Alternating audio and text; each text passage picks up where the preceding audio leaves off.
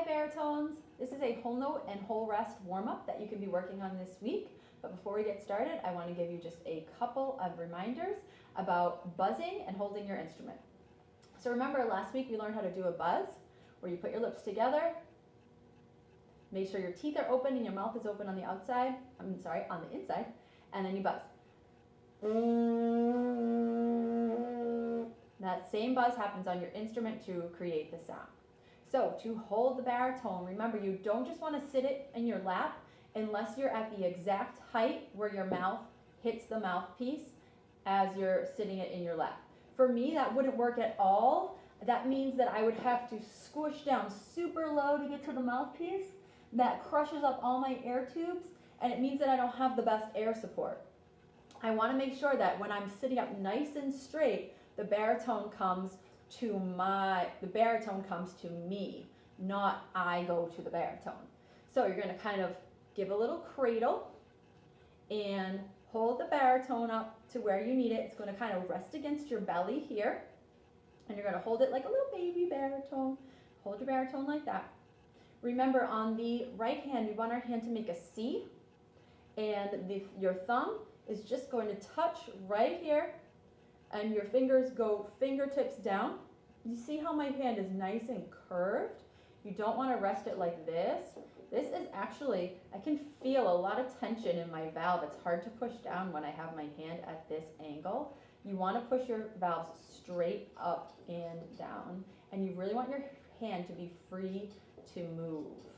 If you want to know why your hand needs to be free to move, go on YouTube and search for Canadian brass, and you are going to see somebody playing maybe a baritone, but probably a tuba, but you're going to have to see their fingers go.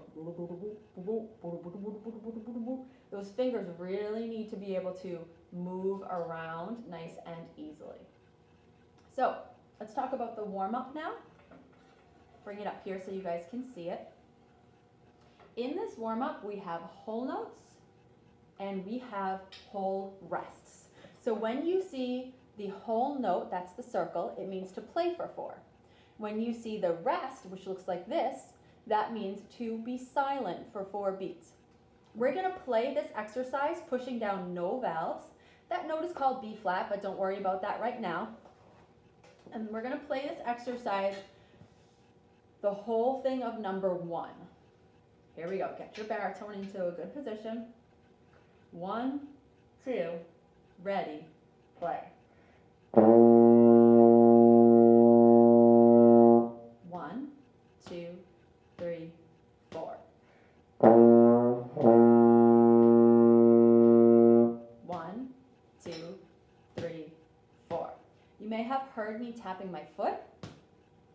That's a really good way to help keep track of the beat. And as you tap your foot, you should also count to 4 in your head. 1, 2, 3, 4 as you're playing. Okay, now let's try number 2. 1, 2, ready, go. 1, 2, 3, 4. 1, 2, 3, 4.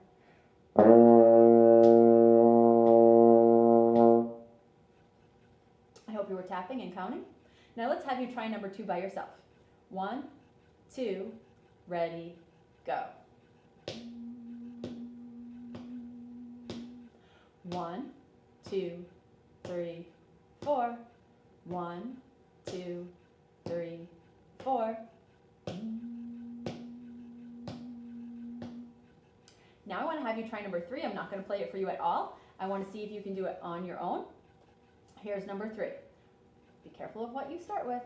1, 2, ready, go.